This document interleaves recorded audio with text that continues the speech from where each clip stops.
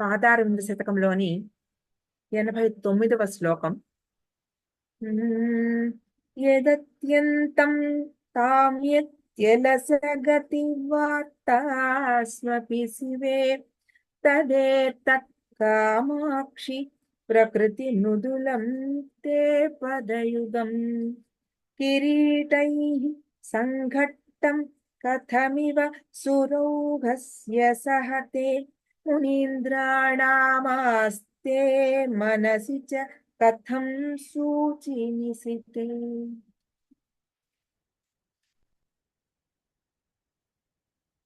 ఈ శ్లోకంలో అమ్మవారిని ఇందులో కూడా కొన్ని కథం అని ప్రశ్నలు వేస్తున్నారు.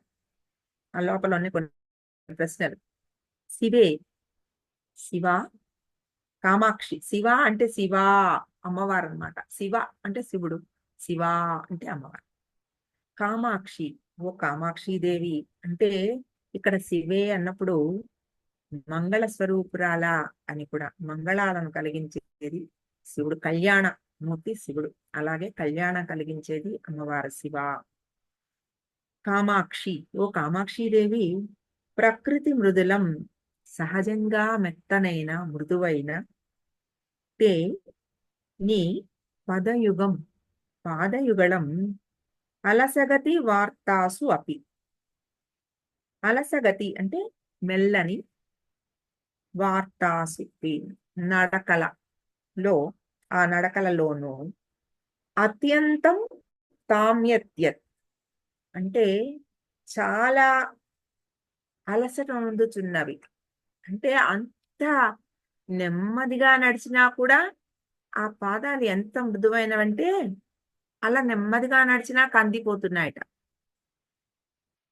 తత్ ఏతత్ ఆ అంశం సురౌఘస్య దేవతా బృందం యొక్క కిరీటై సంఘట్టం ఆ కిరీటాల తాకిడిని సహతే కథమివ ఎలా సహిస్తోంది.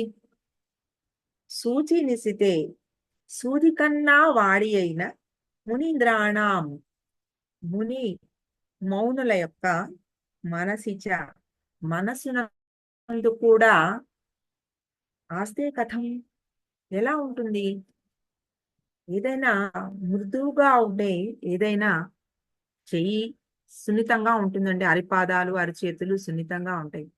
ఎండలో నడిస్తే కాళ్ళు కాలిపోతాయి, మాడిపోతాయి, బొబ్బలు వచ్చేస్తాయి. అలా వేడిది ఏదైనా ముట్టుకుంటే చేతులు కూడా, అరచేతులు కూడా కొంత సున్నితత్వం ఉంటుంది. అలాంటి సున్నితత్వం ఉన్న ఆ భాగాల్లో కఠినమైన వాటిని పట్టుకోలేం మామూలుగా. అలాగే సన్నగా సూదిలాగా ఉన్న వాటి మీద కూర్చోవడం కూడా కష్టమే. అటువంటి ఆ కష్టం ఎలా నువ్వు భరిస్తున్నావు అని అడుగుతున్నారు. ఎందుకు వస్తోంది ఆ కష్టం వాడికి అంటే, మామూలుగా మెల్లగా నడిస్తే కూడా కందిపోయేంత మృదువైన పాదాలట ఆ పాదాలు. సహజంగా చాలా మృదువైనవి. ఆ పాదాల దగ్గర సురౌఘస్య అంటే దేవతా బృందాలు ఎప్పుడు ఆవిడ పాదాల దగ్గరే నమస్కార ముద్రలో ఉంటారు. తలలు వంచి నమస్కారం చేస్తూ ఉంటారు. వాళ్ళు తలలు వంచి నమస్కారం అంటే కిరీటాలతో సహా నమస్కారం చేయాలి. అది మర్యాద. ఆ కిరీటాలతో వాళ్ళు నమస్కారం చేస్తున్నప్పుడు అక్కడ ఆ కిరీటాలు మరి బంగారం, అది కఠినంగా ఉంటుంది కదా, బంగారం గట్టిగా ఉంటుంది. వాటి నిండా మణులు మాణిక్యాలు అవి ఇంకా కఠినమైనవి. ఏవి ఎప్పుడు ఎలా మరి ఇంతమంది ఉన్నప్పుడు ఆవిడ పాదాలకి ఏవి గుచ్చుకుంటున్నాయో, ఏవి ఇబ్బంది కలిగిస్తున్నాయో ఆత్రం ఉంటుంది కదా ఎవరికైనా, దేవతా బృందాలైనా మనుషు బృందాలైనా ఎవరికైనా సరే. ఒక ఆ దైవం దగ్గరకో గురువు దగ్గరకో వెళ్ళినప్పుడు నేను ఎక్కడైనా మిస్ అయిపోతానేమో, నేనేం మిస్ అయిపోతానో అని నిశ్చింత నిలకడ వ్యవహారం ఉండదు. ఏదో చాలా తోసుకుంటూ ముందరికి వెళ్ళిపోయి అదేదో నేను కూడా పొందేసేయాలనే ఒక ఆ లోపల నుంచి ఒక తాపత్రయం తన్నేస్తూ ఉంటుంది. కాబట్టి అలాగా వాళ్ళు ఆ అమ్మవారి పాదాల దగ్గరకు వెళ్ళాలనే ఆ తొందరలో ఏం వ్యవహరిస్తున్నారో, ఎలా అమ్మవారి పాదాలకి అది ఎంత ఇబ్బంది కలిగిస్తోందో, అటువంటి ఇబ్బందిని నువ్వెలా సహిస్తున్నావు అని అడుగుతున్నారు. నీకు కష్టంగా లేదా ఇది? ఇలా నీ చుట్టూరా ఇటువంటివన్నీ ఉన్నాయి. నీవెంత మృదువైన పాదాలు, అంత కందిపోయే ఆ పాదాలకి అంత అలసట ఎలా భరిస్తున్నావు నువ్వు అని అడుగుతున్నారు. ఆ కిరీటాలు అవన్నీ నీకు తగులుతాయి కదమ్మా అన్నీ. మళ్ళా ఆయన ఏం చెప్పుకుంటున్నారంటే, తల్లి కదా, కొన్ని పిల్లల నుంచి కొన్ని కఠినత్వాన్ని కూడా సహిస్తుంది. అంటే వాళ్ళ మంచి కోసం కొన్ని కఠినత్వాన్ని కూడా తల్లి సహిస్తుంది. పిల్లల కోసం, పిల్లల్ని కన్నా తల్లికి ఎన్ని కష్టాలు పడితే పిల్లలు పెద్దవాళ్ళు అవుతారు, ఎంత కఠినత్వాన్ని ఆ తల్లి సహిస్తుంది, ఎన్ని ఇబ్బందుల్ని ఎదుర్కొంటుంది. అటువంటి ఆ ఇబ్బందులు ఒక మానవ మాత్రమైన ఒక మూర్తికే సామాన్యమైనప్పుడు, అటువంటి ఆ అమ్మవారికి, లోకమాత, ఆవిడకి అది ఎంత సహజం కదా. అంటే సంతానం కోసం ఎంత కఠినత్వాన్నైనా నువ్వు వహిస్తావమ్మా అని చెప్తున్నారంటే, నీ పాదాలు ఇంత మృదువైన పాదాలకి కూడా మే ఆ సురబృంద ఆ కిరీటాలన్నీ నీకు ఇంత ఇబ్బంది పెడుతున్నా నువ్వు భరిస్తున్నావు అని, ఒక ఎలా భరిస్తున్నావో అని ఒక ఒక పుత్ర సమానమైన ఒక ఇదన్నమాట, ఒక బాధ. అయ్యో అమ్మ పాదాలకి, అంటే మా అమ్మ అనుకున్నప్పుడు మా అమ్మకి ఏ కష్టం రాకూడదనే ఒక భావం కూడా, ఎంత దగ్గరతనం చూడండి అది ఆ భావం. అటువంటి భావాన్ని వ్యక్తపరుస్తున్నారు. రెండోది, మునీంద్రాణామాస్తే సూచనిసితే, ఆ మునీంద్రుల వాళ్ళ బుద్ధి కుశలత, కుశాగ్రీవస్య స్వాంతై అని ఆ శ్లోకంలో మనం నేర్చుకున్నట్టు, అంటే బుద్ధి కుశలత అంటే దర్భకి చివర ఎంత అగ్రం ఎంత ఇదిగా ఉంటుందో, పొడుచుకొచ్చి ఉన్నట్టుగా ముళ్ళులాగా ఉంటుంది. అటువంటి బుద్ధి కుశలత, అది బుద్ధి సూక్ష్మత అంటారు. అటువంటి బుద్ధి కుశలత కలిగిన మునుల యొక్క హృదయంలో నిలిచి ఉంటావు కదా నువ్వు. కుశాగ్రీవం అంటే ఆ లోపల అలా ముళ్ళులాగా ఉన్న వాళ్ళ బుద్ధిలో, వాళ్ళ మనసులో నువ్వెలా కూర్చుంటున్నావమ్మా అని అడుగుతున్నారు.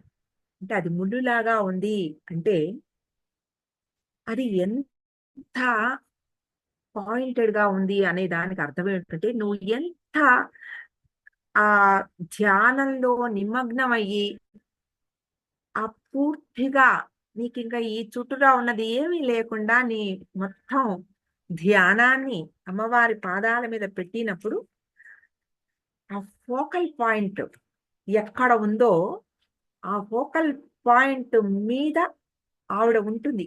అంటే ధ్యానము ఆ అటువంటి స్థితిలో తప్ప సిద్ధించదు.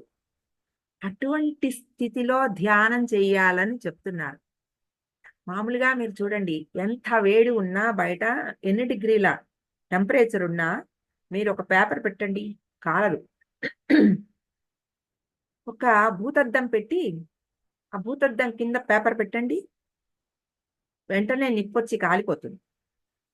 ఎందుకు అంటే ఆ రేస్ అన్ని ఒక చోటకి, ఫోకల్ పాయింట్ ఒక చోటకి ఆ కలిసి కాన్సన్ట్రేట్ అయ్యి ఆ కింద పేపర్ మీద పడడం వలన వేడి తీవ్రత ఒక చోటకి చేరింది. అది ఆ తీవ్రమైన వేడి వలన ఆ పేపర్ కాలుతుంది.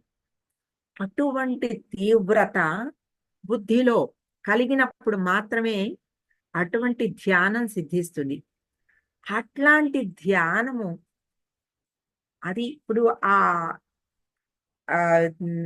సూచినిసితే అనే మాటలో మనకి ఆ ధ్యానం చేయాలని చెప్తున్నారు. ఎందుకంటే ఎటువంటి ధ్యానం ఇప్పుడు మనకి ఇన్ని రకాలుగా ఈ శ్లోకాలో ఆయన వర్ణన చేస్తూ ఎలా ధ్యానం చేయాలో కూడా మనకి చెప్తున్నారు. ఏ రకంగా ధ్యానం చేస్తే ఆ రకమైన భావం వస్తుందనేది కూడా మనకి ప్రతి దానిలోనూ విడమర్చి చెప్తున్నారసలు. అంటే ఒక శ్లోక పఠనం, శ్రవణం ఇవన్నీ చేస్తున్నప్పుడు బుద్ధి పూర్తిగా అన్ని వైపుల నుంచి ఒక చోటకి కలిసొస్తుంది. ఆలోచనలన్నీ ఒక చోట కలుస్తాయి. ఈ కలిసి అంటే మనం సత్సంగం, సద్గోష్ఠి ఇవన్నీ కూడా అందుకే చెప్తారు. ఇవన్నీ చేస్తున్నప్పుడు ప్రతి శ్లోకంలో ఆయన ఏం చెప్పారు? పాద ఆ ధ్యాన మహిమ చెప్తున్నారు. ఆ పాద ధ్యానం ఏ రకంగా చేయాలో కూడా చెప్తున్నారు. ఇవన్నీ మనం పాటిస్తే మనకి కూడా ఆ రకమైన ఆ దర్శనం అవుతుంది అని చెప్తున్నారంటే ఇప్పుడు ఇట్లా ఆ కఠినత్వాన్ని నువ్వెలా సహిస్తున్నావమ్మా అంటే ప్రేమ ఉన్న చోట దేన్నైనా సహిస్తుంది. అలాగే ఒక మాతృమూర్తి పిల్లల పట్ల ఎట్లాంటి ప్రేమ ఉంటుందండి? Unconditional love. నేనిప్పుడు రేపు ఈవిడ్ని బాగా పెంచితే రేపొద్దున వాడు నన్ను బాగా చూసుకుంటాడనే భావం ఉంటుందా తల్లికి?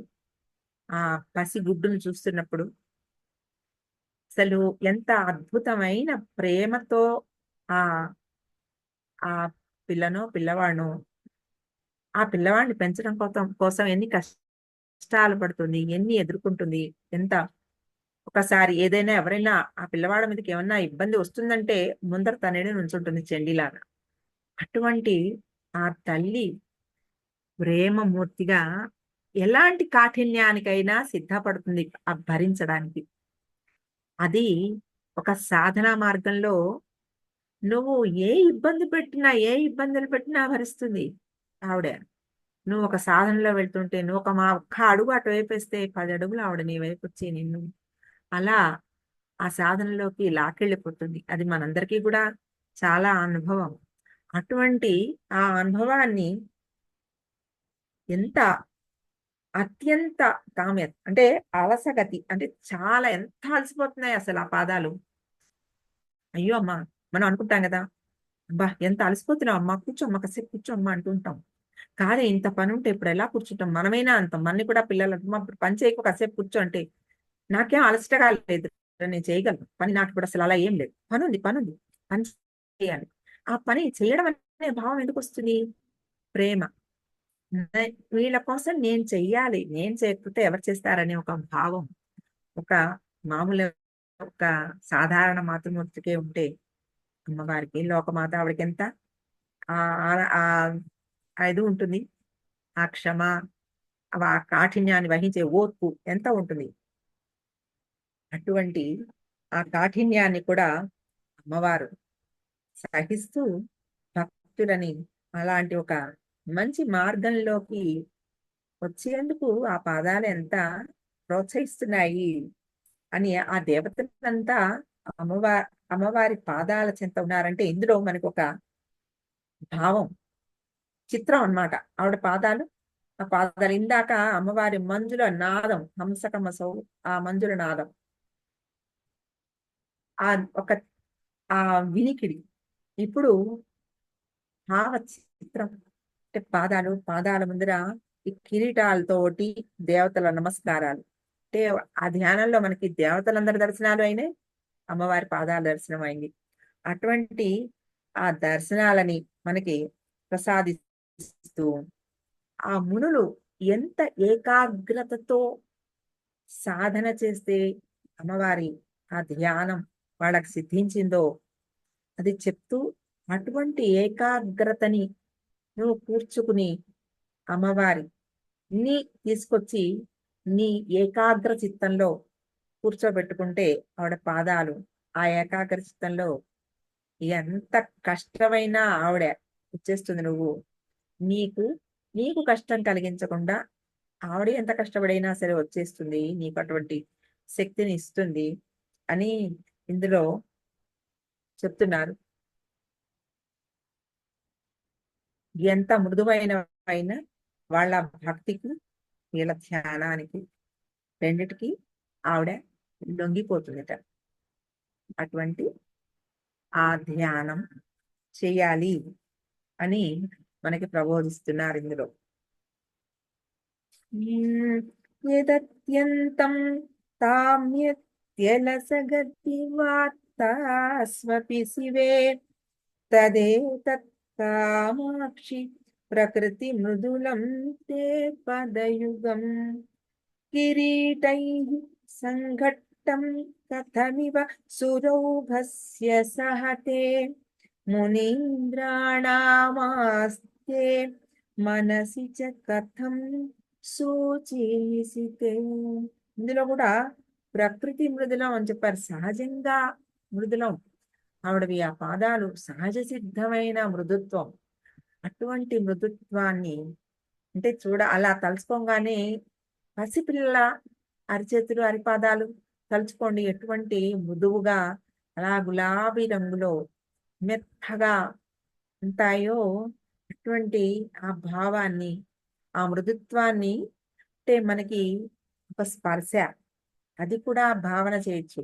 రంగు కంటితో చిత్రం ఆవిడ పాదాల ముందర ఈ దేవతలందరూ నమస్కరిస్తున్న ఆ ఒక చిత్రం. ఇన్ని భావాలు ఈ శ్లోకంలో మనకి కళ్ళకు కట్టినట్టు చూపించేశారు.